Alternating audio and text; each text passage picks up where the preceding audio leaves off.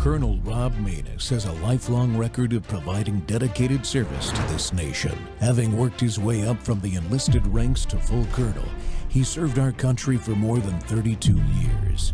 He has served as a bomber squadron commander, bomb disposal technician, Joint Chiefs of Staff operations officer, assisted the national security team with the campaign plan for the global war on terrorism. He authored the first theater nuclear war plan and served as the vice commander of America's largest airborne intelligence wing. Colonel Rob Maness is a true American hero.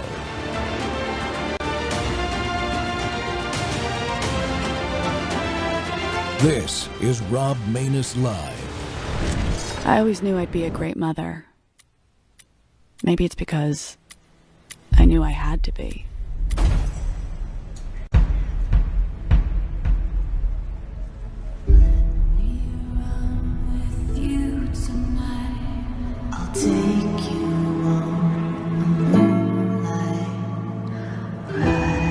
Sometimes years go by, then you're standing there and you realize you're not the same person you once were.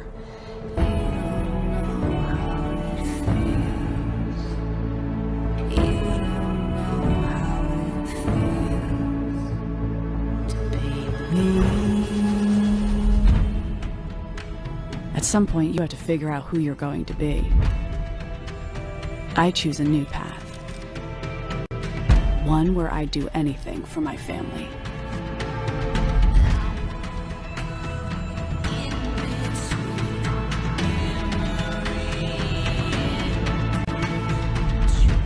Because none of this was meant to be done alone.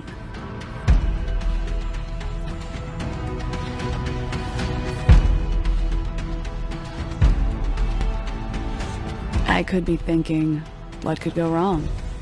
What could I lose? Or how it can all come undone.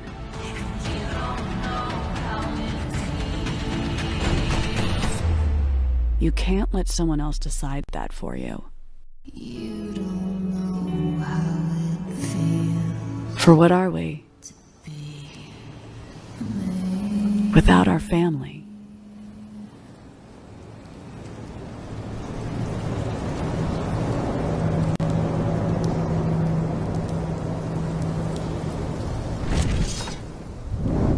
Welcome back to the Rob Maness Show. We're live on Worldview Tube and our X Spaces simulcast. You just saw the trailer for Ohana.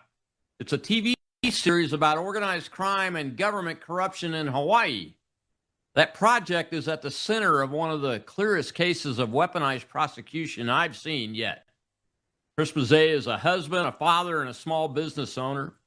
And during the pandemic, he and his wife Erin took out a PPP loan for that series. You guys remember that, right? Pretty much free money. They relied on the written guidance from the loan originator that projected payroll figures were acceptable standard practice in traditional SBA programs to get the loan. They were fully transparent. Most of the money was either repaid or never even used before sentencing. And yet federal prosecutors seized the family's assets a full year before any charges were filed. They forced the family home into foreclosure. They threatened to criminally charge Chris's 78-year-old mother if the couple didn't take a plea deal or if they tried to submit exculpatory evidence. 10 days after sentencing, federal agents showed up at the foreclosure auction and bid on the Mazzei home, using money they had already seized from the family. The same government that called it fraud was ready to profit from more than $1 million in equity they had taken from this family. Erin has already served her time. Chris has been in Washington fighting to expose the truth. Now his surrender date is August 20th. This is what happens when the justice system is weaponized against ordinary Americans. It doesn't just take your freedom. It attacks every part of your life. And joining me right now to tell the story is Chris Mazzei. Chris, welcome back to the Rob Maness Show. Thanks for having me back, Rob. Man, that Ohana trailer is intense.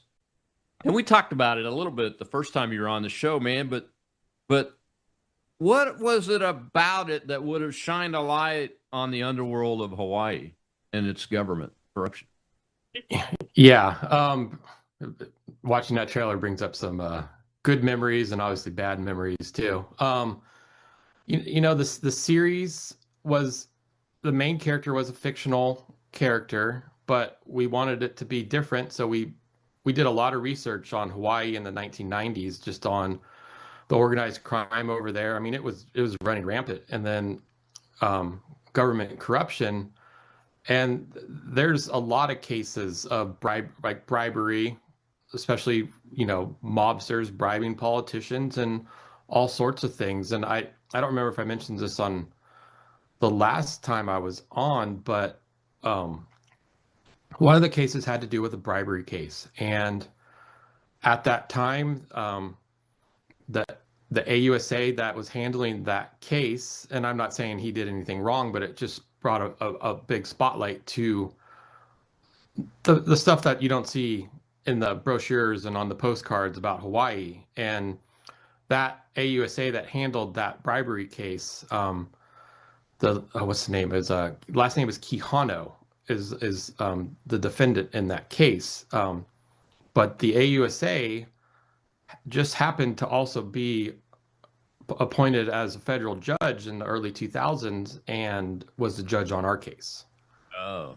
That was just one of the storylines later on in the episode. We had a lot to do. It was just, corrupt marshals, corrupt prosecute. I mean, it was all over the place. That was kind of running around in Hawaii in the 90s. And I mean, even before that, but we decided to pick the 90s just to spotlight that era. But I mean, it's been going on in Hawaii since, the 50s. So it's an interesting story. And like that trailer that we made was the proof of concept that we had been shopping around to some bigger producers, and also ties to, it could have either gone a couple ways, to a streamer like a Hulu or a Netflix or something like that, or CBS at that time had a pretty big presence in Hawaii doing, they did like Magnum PI, the remake of Magnum PI, Hawaii 5-0, NCIS and those. And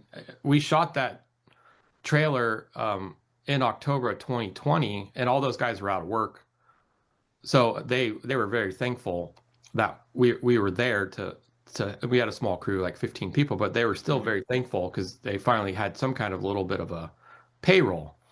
But if nothing would have happened and we could have continued on and actually shot the pilot in summer of 2021, which we were planning on, and we got a deal, just to give you some basic numbers, like say we got a deal with Hulu for, a first season just to test it out, 10 episodes, 8 to 10 episodes is what they do.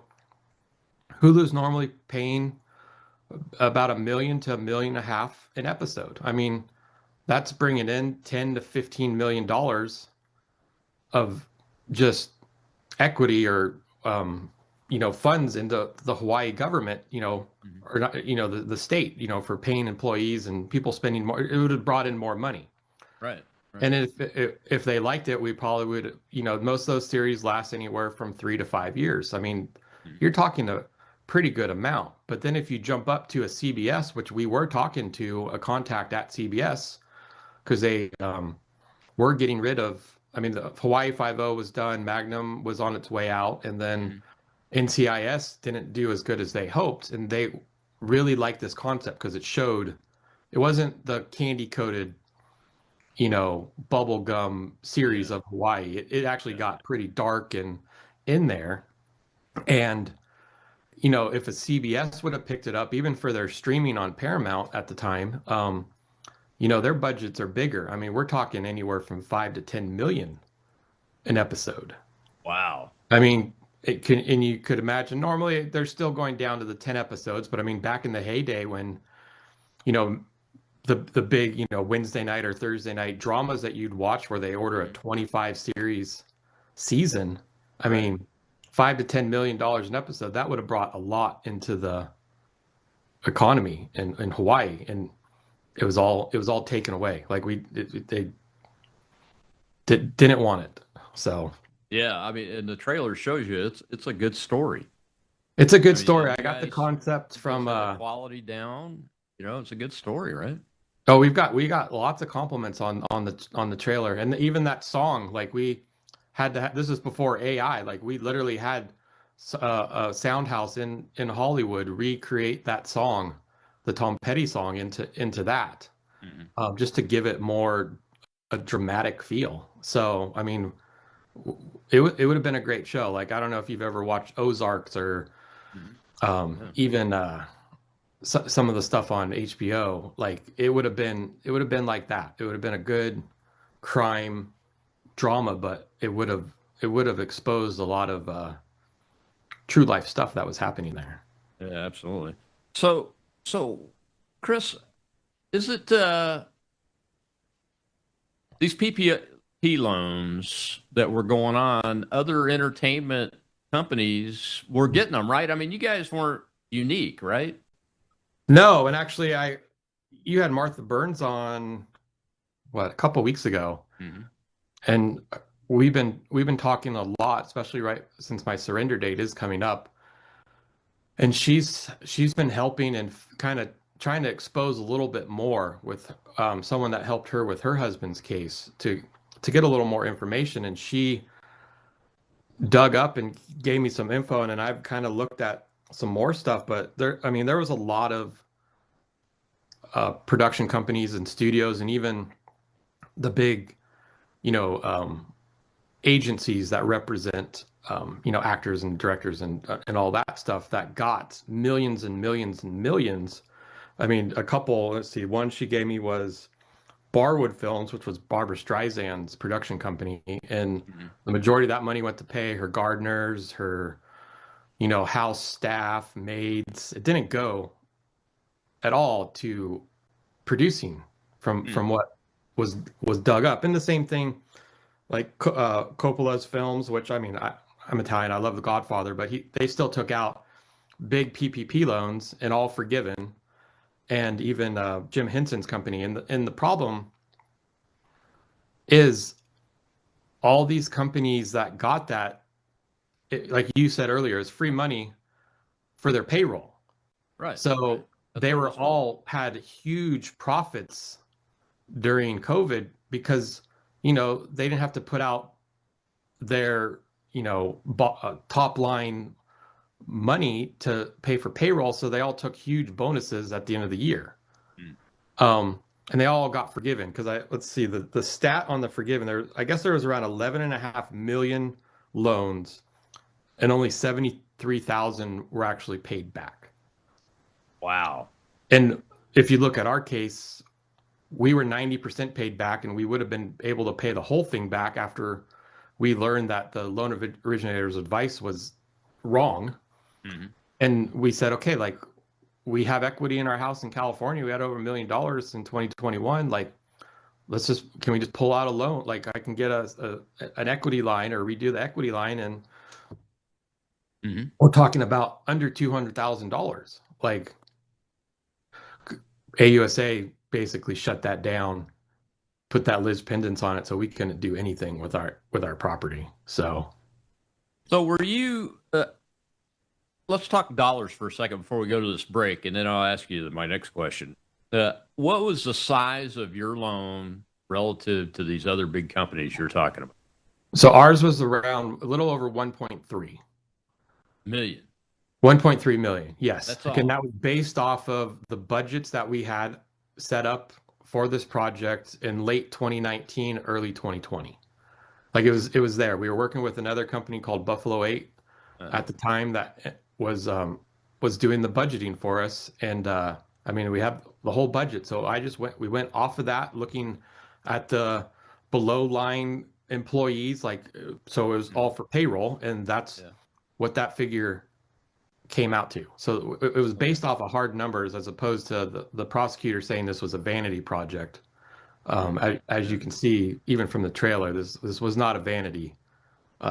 Oh no, I mean this looks like a high quality artistic production with everything I would expect when I sit down at HBO or CBS or in a movie theater even to pay to watch something. I expect that level of quality. I wasn't surprised at all when I watched the trailer. What I'm surprised about is that the prosecutor said it was a vanity project. But I'm also surprised that you mentioned all these big companies like Barbara Streisand's, Coppola's, and all that. I'm sure they got more than $1.5 million. Oh yeah, they were anywhere I think between 5 and 10. Yeah, so I mean it's unbelievable. We got to take a break, Chris. When we come back, we'll see clips coming in just like normal in all the cold opens coming back from the segments. I think the next one is Dean Cain talked with you, and we'll hear what he had to say. This was just before July 4th, I think. We'll be right back with Chris Mazet.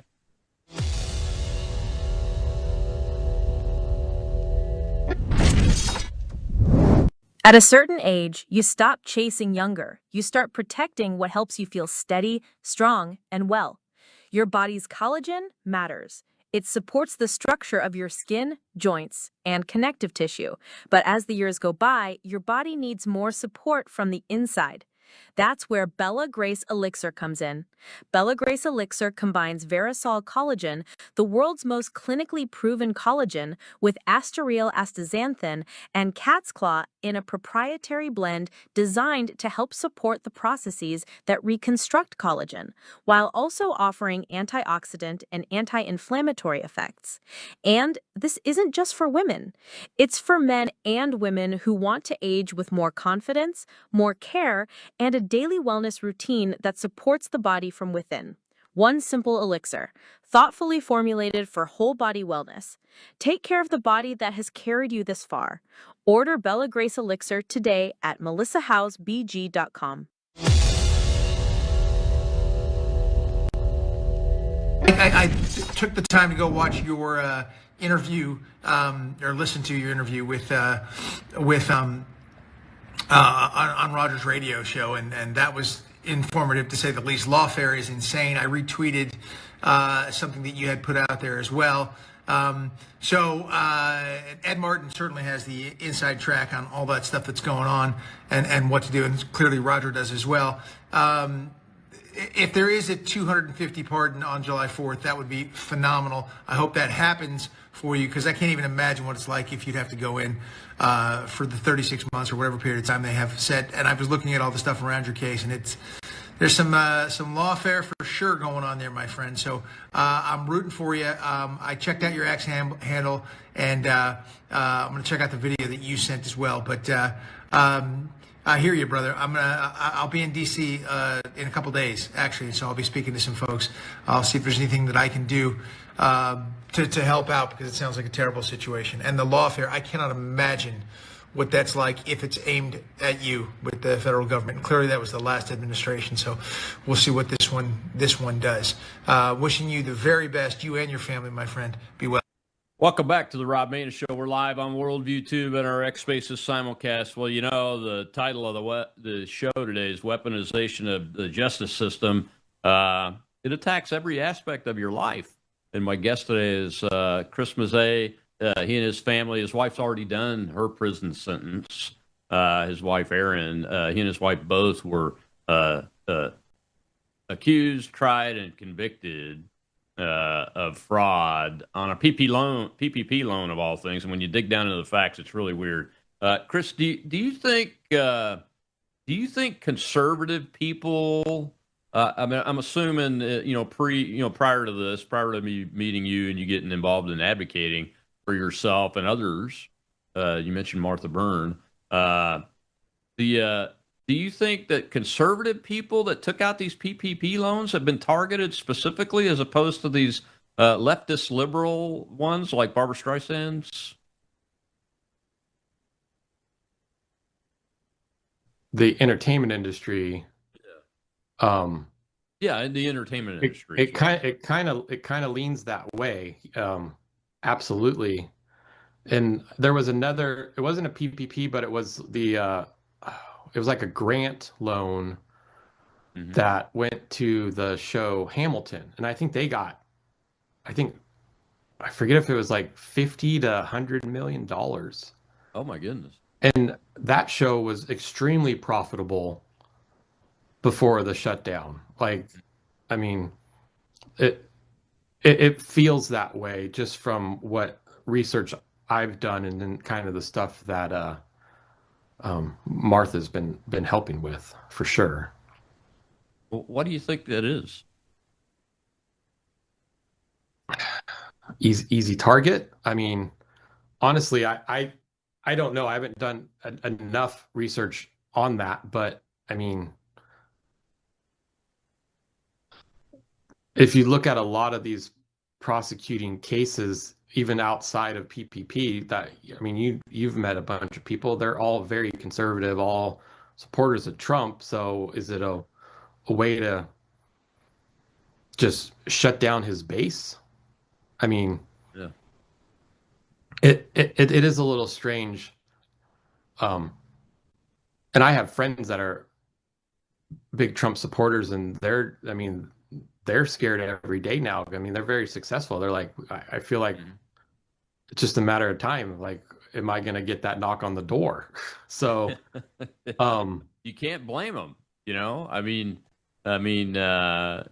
have people like Cynthia Hughes, who's now created what she took care of a lot of J6 families under her Patriot Freedom Project organization, but she created a new organization called weaponizationwatch.org, folks. Cynthia did, just to try to help you guys and get spotlights on these things, and the guys over at Oversight Project, Mike Howell and Jeff Clark. And Jeff Clark was a victim of weaponization himself. I just had him on last week. But, I mean, those guys have dedicated large portions of their organizations to trying to help folks. And it seems like they're all supporters of Donald Trump, even the ones that were Democrats, like Governor Blagojevich, who I think I've got up in the show here. It's just really odd. So you're facing a 20 August surrender date. How is that deadline affecting the family? How are you guys doing? How are the boys? Is Erin recovering from her time in prison? Yeah, it's obviously anyone going through this, and luckily you have not had to, but when I was talking to Roger the other day on his show, and it's a roller coaster ride. Mm-hmm. I mean, even just going through the prosecution, but now, since our stuff was staggered, it's even a bigger collateral damage on our kids, and getting at how Erin's dealing with it. You met Erin for the first time when we were in DC last month, for Cynthia's gala, which was great. But I mean, that was the first time Erin literally was out, because she was on home confinement towards the end of her term. And I mean, she got off of that 2 days before we flew to DC. So it was really the first time she'd been around people again. So it's been an adjustment there. And now she's on the supervised release, which for her, it's a little annoying because every month now she has to make a restitution payment, even though basically everything's almost been paid back. So it's kind of obnoxious.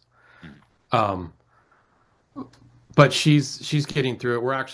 We're literally in the middle of a move.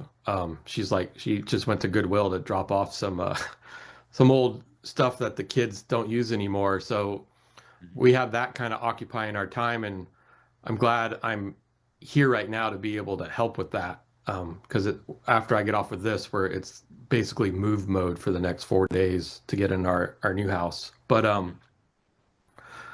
the kids, I mean, when Erin was gone, and I've told this before, like, even when the kids were little, Erin and I always made a point, like, I always wanted to be at drop off. I always wanted to be at pickup. So I'd been there all the time, because luckily we owned our own business all the time and had the luxury of being able to do that. So it wasn't like Aaron went in and, oh, here's dad now that I didn't really see, like how my father was. Right. I mean, he was a cardiac surgeon, so he obviously was had crazy hours. But I still built up a bond over those 14 months Aaron was gone.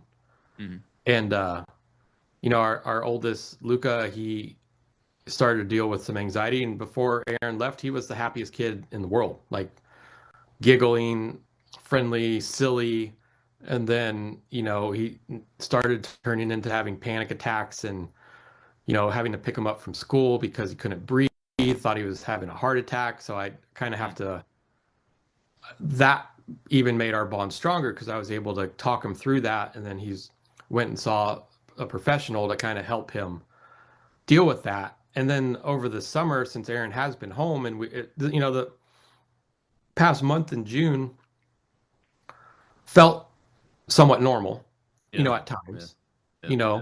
We took everybody out to DC, and right when we left DC, we went to Disneyland and to Huntington Beach for a couple of days as a little mini vacation because we didn't know if we'd be able to do that later on in the summer.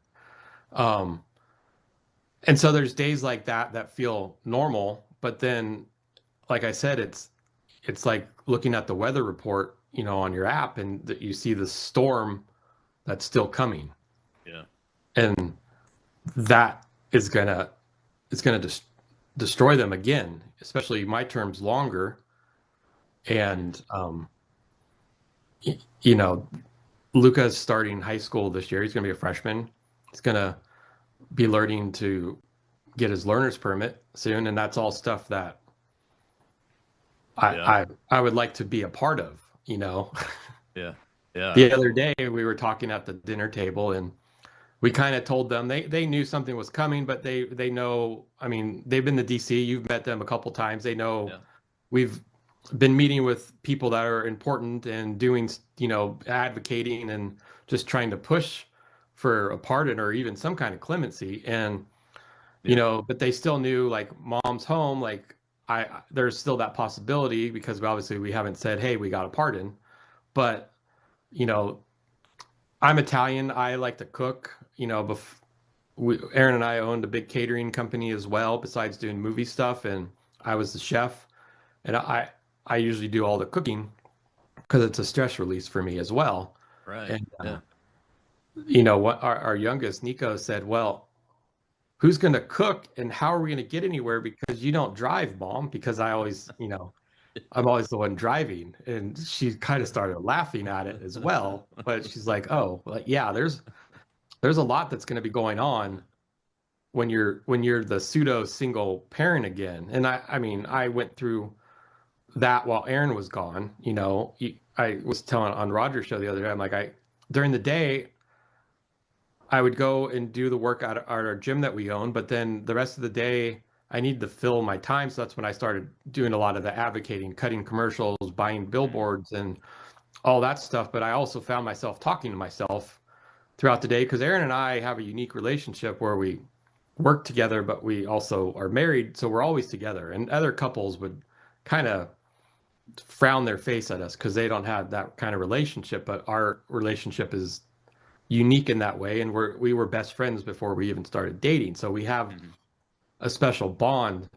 And I kind of was telling her, like, the stuff I was doing at home while she was in the camp, and obviously trying to say what I was doing here has nothing compared to what someone is going through inside a facility. But now the roles are going to be reversed, and even for our business, I mean, there's stuff that she just physically can't do.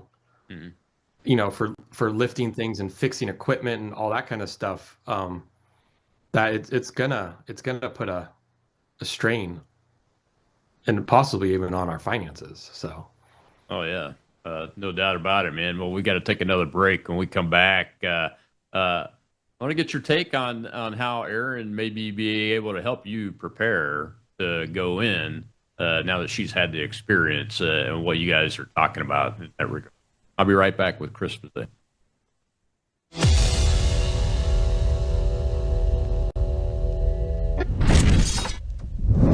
Introducing Worldview Tube Vault. Over 35 years of radio broadcasts, television programs, documentaries, and ebooks. Plus, Worldviewpedia, our powerful search engine for instant worldview and Bible research. Join for as little as $7.99 a month. And now, Vault members get something brand new, courses.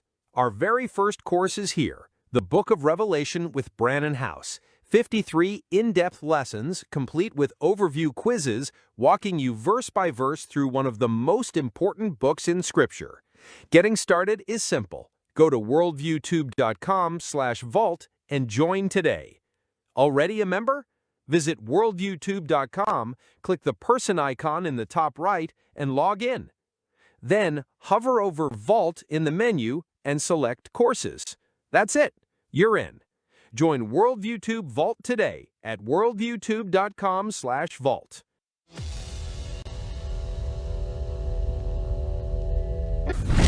Okay, my friend, all the best to you, as best you can. Wishing you a happy holiday season. It's a real hard time of year when you're facing what you're facing. I know what you're going through, but you'll get through it, man. I'm a living proof of it. And I'll tell you one last thing. It was long and it was hard and it was wrong. And I lost a lot of time. I missed my children growing up, which God willing won't be the case with you. But I missed it. But I'm back in this new beginning that Trump gave me. And I've been back almost 5 years now. And I gotta tell you, there is life after this, what you're facing. There is life after that. And you find, I have found, it's like you've come back from the dead and everything is better. Even the smallest things, you appreciate them more. So in those moments, Christopher, where you feel downcast and you're despairing and you're depressed, because you're inevitably, certainly feeling that from time to time, and you say maybe, what's the use? This is only going to be bad. It isn't. You'll overcome this. You will overcome this. And then you'll find everything's better after you do it. And you will be a better man for having the strength and the toughness to endure, to persevere, and to one day overcome. Let's hope it's sooner rather than later. All right, my friend, happy holidays, and look forward to hearing from you. Welcome back to the Rob Maness Show. It's Training Tuesday, and we're live on Worldview Tube and our X Spaces simulcast. That was former governor of Illinois, Rod Blagojevich, and I don't blame him for wearing the Bears sweatshirt, so we can give him some grace on that. But I've met him several times in the last year, and had a chance to speak with him, be on panels with him. I even was able to moderate a panel that he was on. And the weaponization of the justice system that happened to him is eerily similar to what we're talking about. And the governor was giving a pep talk to my guest today, Chris Mazzei, who has met him several times too, about what he is about to go through and what he's already going through, and he and his family both. And Chris, Governor Rod is he's very impressive when he talks about this issue, because when you see, when you talk to him in person about it, people present themselves differently to people on TV and take things differently and those kind of things. But when I sat down and just chatted with him about that, that's him. I mean, the way he just came across in that video, that's him. But he has really applied his being to learning everything he can from that experience. And that's pretty impressive, I think. No, I agree. Rod, Rod he's a good guy.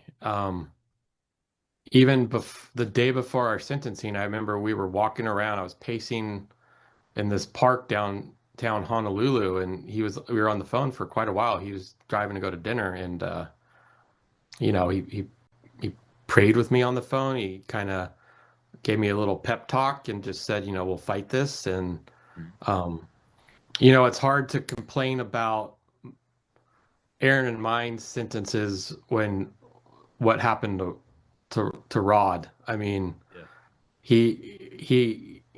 He got his teeth kicked in pretty well, and he I think a lot of people say was one of the first people that kind of had lawfare against him. I mean, he was he was definitely weaponized. And I remember, God, when was that? Back in 2000, was it 2008 or 9 when he was going through that? I think so. Yeah. I mean, I remember hearing it on the news, and at that time, not witnessing what the government can do. I remember like, oh well, it looks like he got his hand caught in the cookie jar, kind of thing. Yeah, that dirty Democrat. Yeah, that's exactly what I but was then thinking. my wife went to Cal Poly, which is here in San Luis Obispo, and it's learn by doing. So apparently, we're learning by doing, just exactly to how the system, as even Donald Trump says, it's corrupt. I mean, so yeah, exactly. It is. So Erin's learned a lot. She's like, like John the Baptist was to Jesus, going before you and preparing the way and everything. And as you get ready for August 20th, are you guys talking about what she learned? Is she giving you things to think about, to do, and those kind of things? I mean, you kind of have an advantage. Yeah, over her I mean, experience, right? I've heard stories. There's obviously differences between the female camps and the male camps, but obviously the day to day,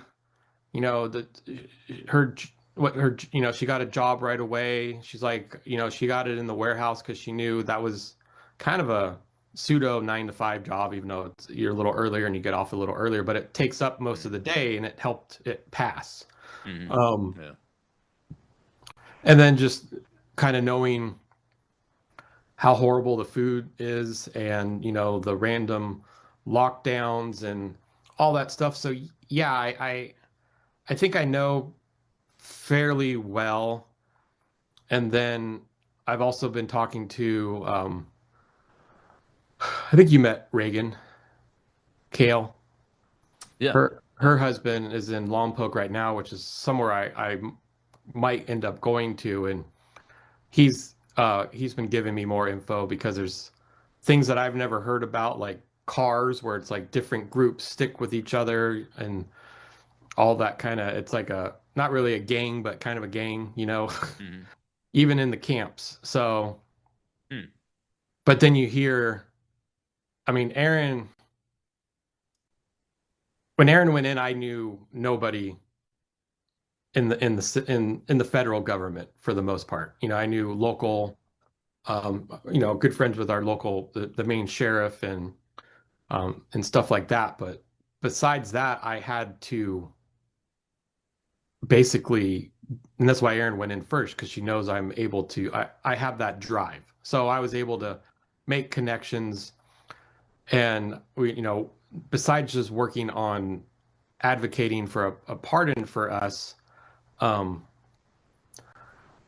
we were at the Capitol back in was that March together, you and I, after the panel you were just talking about with Blagojevich, and Bill Marshall, the head of the BOP, was there with Todd Chrisley, and I had become friends with Todd a little bit earlier. So Todd introduced me to Director Marshall, and he was very candid with me and talking and open on all the stuff he's trying to fix, because these facilities aren't listening, and it kind of comes down to the different types of credits. And Erin, right, she got screwed on her credits. She was in there for 14 months, but the problem is there was the First Steps Act that Trump put into play in his first term. And then there's the Second Chance Act, and these are all things that I've had to learn. And I'm not going to say I'm an expert on it, but I know pretty damn well how they work. And the problem is the case managers in these facilities will follow the First Steps Act when it's directed down by Central BOP. But when it comes to the Second Chance Acts, and that's basically, let's give an example. If you get we'll do my example. Say you get a 36-month sentence with the First Steps Act and the Second Chance Act, all that stuff. And if your violation wasn't something violent or sexual related, white collar, basically, like what Aaron and I are dealing with, You should realistically have about 9 months at a camp. And then you have a home confinement date, which is 10% of that. So that's take another 3 months, and then about 6 months on average at a halfway house. So you're really only in the camp for the roughly 9 months. Okay. But the facilities, and there's some that are doing it correctly, and there's some that aren't doing it correctly, and the ones that aren't somehow seem to be over on the West Coast here. They're keeping people in for 14, 15 months and then just sending them straight home without having that halfway house. And people are like, well, what's the difference between the halfway house and the camp? At the halfway house, you can go out, you can actually go if you want to go get obviously a job, or Erin, since we own our own business, she actually was just doing online studying and go to the library, but you have your cell phone back. You have the ability, like the halfway house even let us take Erin out to go to Disneyland because her halfway house was only half hour from there. So like we were able to do stuff like that, or go home on the weekends if the halfway house is close enough. So you have a little bit more freedom, but you're still in check. And I get what the halfway house is intended for people that have nothing to go to. They don't have a home and stuff, and it's to build up, get a job. You're living somewhere kind of for free. And Bill Marshall has said, like, if you don't need that halfway house placement, then send them home. And the FSA, from everything I've learned, lets you go more than that 10% of home confinement. Okay. So we know this now, and then obviously, like you mentioned, Cynthia Hughes. I mean, that lady, I don't know if she sleeps. She's always working. I was just on the phone with her this morning, and she was texting me like around midnight her time last night. You know, she has a good Rolodex of people that want to help. Yes. And they don't want to. They're not looking for money. They're looking because, like Rod, like Jeff, like they've seen what they've witnessed it firsthand. Exactly. And they want to help people. So she's working to try and help us, obviously on multiple levels, but maybe even possibly to get that date of the 20th pushed back if possible, because we have some other issues going on with like my parents and stuff. So yeah. Go ahead. So we're hopeful, but obviously nothing's ever guaranteed until check clears. Nothing is ever guaranteed, Chris. Doesn't matter. You know, I've had like 3 deaths in my inner circle of friends and family in the last 3 weeks. As a matter of fact, that came totally out of the blue.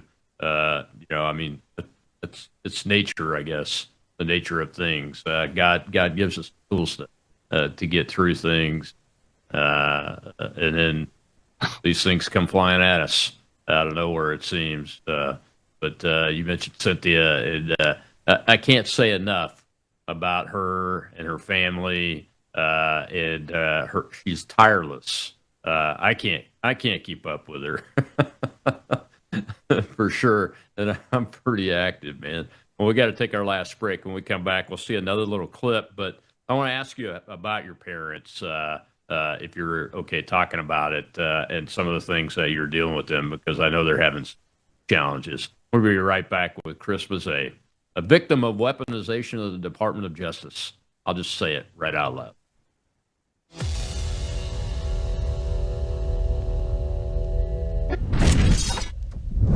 You woke up with a sore throat and a low-grade fever. You know you are getting sick, so here's your choices. You can get sicker and miss work.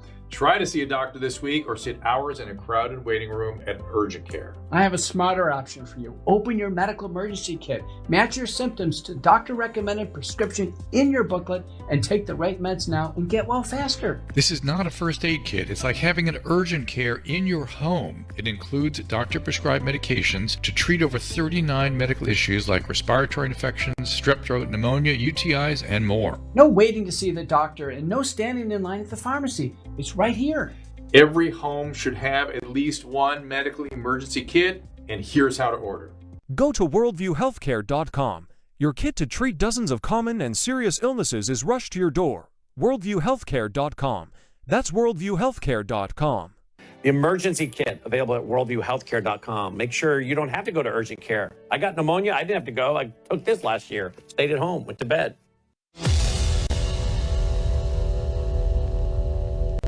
So at the end of the day, the solution is for the White House, for the president to hear this story. Is that right?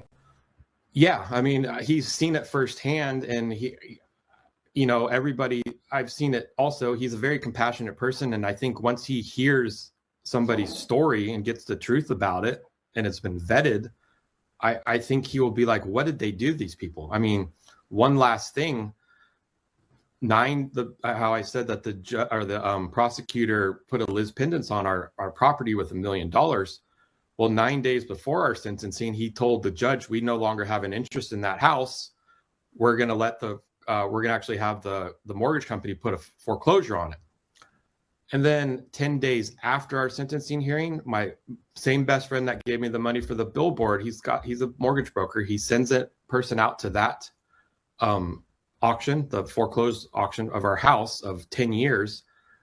And he was going to try and buy it. And he said it was really odd because I've never seen this before, but there were federal agents at the auction bidding on your house. Wow. Unbelievable. Welcome back to the Rob Maness Show. It's Training Tuesday, and my guest is that man right there, Chris Mazzei. Chris, before we get to your parents, I mean, they held the house, I'm assuming, because there was still some payments to be left on the loan. You know, it's an asset. So they held it. But why do a foreclosure on it? Why not just turn it back over to you? I don't understand that. Yeah, I don't understand it either. There was a lot of hearings that our attorneys weren't even a part of prior to our sentencing, where it was between the AUSA, the judge, and the mortgage company, which seemed a little odd. Yeah, I mean, it was a normal standard mortgage. You know, obviously it's a 30-year. We were only, I don't even know, 5 or 6 years into it. Or the other question is why they could have just taken it under forfeiture. Right. But they didn't. They let it go in that forfeiture, and then they went and sent someone to the house to buy it, or to the auction to buy it. Like every time I've talked to multiple people, and I've talked to quite a few that I've met through Cynthia that you still know, and I'll tell them about our story, and then I'll say that part, and they're like, wait a second. Okay, I've heard some horror stories, but this one, once you mention the stuff with your house, kind of tops the cake. And even at that sentencing hearing, Aaron asked the judge, you know, what about our house? And he flat out said, it's in the transcripts, I don't care about your house. Which was after talking to some other people that had Liz pendants put on their property at the sentencing hearing. The judge actually, you know, said, okay, you guys can keep your house. It's just going to, part of it, the funds that we think were used for it will go towards against your restitution. But I'm not going to kick you out of your house. Right. So it seemed very intentional. And I'm sure we'll never fully know why. So let me make sure I understand it. So they kick you out of your house, and it's not really necessary, because they've used it for what they needed to do, and then they have the mortgage company foreclose on it, which is not really necessary because they could have taken it through asset forfeiture anyway, and then at the auction, federal agents show up to bid on the house? Yeah, I was surprised because, like I said, in that interview with Matthew Olivares, who's a great guy as well. My friend went out to the auction and he's like, well, you have all this equity, I'll just buy it and we'll work out a deal. You guys can stay there, and if you can, you want to buy it back when you get through the tail end of all this, BS, like, we'll do something. And he only had so much he had like $1 million he could spend, and it went for 1.2 back to the mortgage company. But yeah, basically from the text messages he sent, like, sounds like they bid it up to right around what was seized from us, like around 1.1. That was either seized or paid back on the $1.3 million loan, so the PPP loan. So it was just kind of shocking. So we think the federal agents were using the government money that they had taken from you guys that now is government money to make the bids on the house? I'm just trying to understand. That's what it kind of sounds like based on based on the dollar amounts of what they were bidding. I don't know where else they would have gotten the money. And like I said, that's above my pay grade to even find out. I know Kash Patel, I wrote him early last year, and he did his secretary did send a letter back saying he was forwarding all the concerns that I had with backed up documentation about our case to the LA field office for the FBI to basically investigate the Hawaiian district about our case. But yeah, so this was FBI agents, the federal agents that I don't know. I don't. There was no FBI ever involved in our case. It was IRS. And they were in California, not Hawaii, right? No, from my understanding, they kept flying them out from Hawaii over here, even when they gave us the target letter. Oh, they were IRS agents from Hawaii flown into California to bid on your house. That's what it sounded like. Yeah. None of that makes any sense whatsoever. Can't your attorneys find out what the heck was going on? Well, unfortunately, our attorneys before were very, very useless. And thanks to Cynthia, Bill Shipley has come on the past month just to help with my status hearing that I had a couple weeks ago, and then hopefully to go further with some of these other issues, and maybe even for pushing back our surrender date because of the health concerns. So yeah, so let's get to that. I'm familiar with Mr. Shipley. He's a former federal prosecutor, I believe, or AUSA, or both. So I think he does pretty well in this environment. What about your parents? What's going on, and can people help? I guess it's a big question.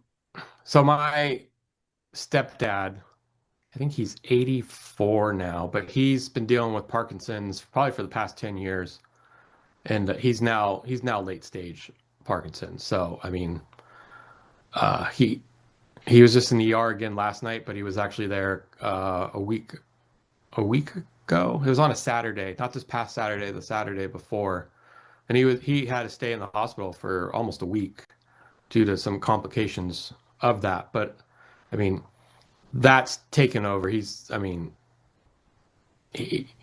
a battle. He's falling all the time just from that, and then it's now affecting his memory and his just able to do stuff. And luckily we only live a few minutes from my parents' house, so anytime anything happens, I usually have to go over there, or I'm over there a lot just to help with everything, because my mom's rheumatoid arthritis and other health things, and she's 78, like you said earlier. It's not a good picture. And then you add into the mix my aunt, her only sister, just passed away a couple months ago, and when you're at that age, your mind isn't as sharp as it used to, and she's got to figure out how to sell my aunt's house and go through all the stuff that have accumulated in that house for the past 40 something years. It's a lot, and they don't have the funds to hire 24-hour care which Reese is my stepdad's doctor says he needs. So, you know, it's kind of all falling on me, and especially right now, hoping that I can stay out a little bit longer to at least help my mom get my aunt's house sold, and that would give them a little bit of boost in funds to hire some extra help. Or, I mean, looking at the bigger picture, obviously we're hoping, you know, through all these different avenues, you know, President Trump does look at our case and goes, wait a second, what's going on? And then and steps in. So Yeah, what is your case is in the pardon office? Is that right? yeah, I mean, it sounds like Ed has the case. I don't know, or the file. I don't know where it is in the scheme of things. But I mean, if you look at I put the pardon pack together myself. I've had a lot of people ask me about, you know, did I pay an attorney for this, or pay this or that, and I've actually told everybody, I'm like, you can, the government or even the Democrats want to see my bank statements. I've never paid anybody for any help with, you know, trying to get our case in front of President Trump. The only companies I've ever paid are the billboard companies, and then for running those commercials. But yeah, remind everybody where you put the billboard at. So last summer, I had the idea to put a billboard by Alice Marie Johnson's house in Mississippi. So I did that, and that's actually how I made contact with her. And she had me send the full pardon packet that I put together. It's about 140 pages long. Has all the. It's not just me accusing the prosecutor of all this misconduct and the, you know, Brady violations. Like, it's backed up with hard documentation as well. Right. So that's how I got to Alice, to be able to kind of get our foot in that door. And then right before Thanksgiving, I had saved up money again, and I put one right on, I don't know the freeway number, but basically the route President Trump takes from Donald J. Trump Airport to Mar-a-Lago. So that was up for about a month over Thanksgiving into the early Christmas season, when we knew he would be going back to Florida on the weekends. So yeah, I had this unique way of trying to think outside the box, and I almost had to go more back to an analog version instead of the digital world we live in to try and get noticed. So hey, I think it's brilliant. I think they were brilliant ideas, and I think you've dealt with this in a way that most people would not be able to, Chris, between you and Aaron, and taking care of your boys, parents, and her parents, those kind of things.